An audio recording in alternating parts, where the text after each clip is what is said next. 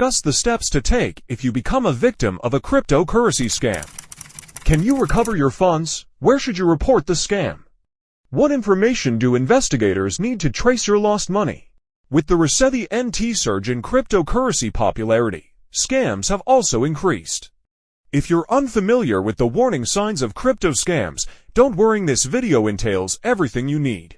Most scam victims, especially in crypto-related cases, can easily recover their funds.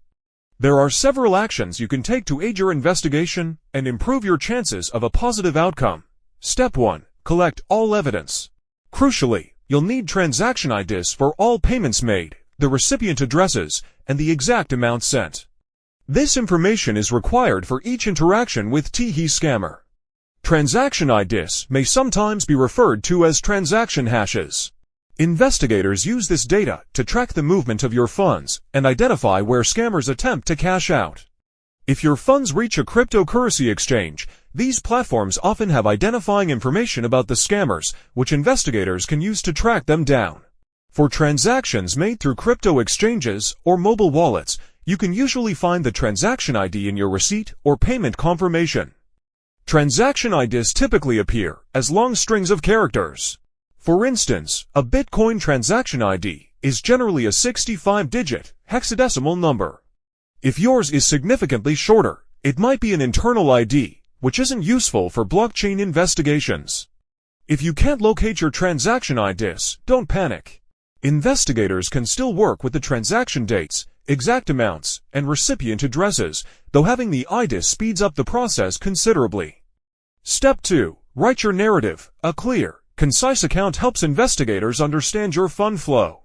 Include all available information about the scammer, the type of scam, how you encountered them, and your communication methods. Law enforcement typically requires proof of ownership to verify that the lost funds were originally yours, preventing scammers from claiming random blockchain transactions.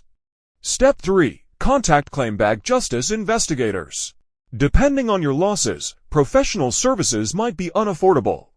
Fortunately, we offer pro bono services with our Defenders League.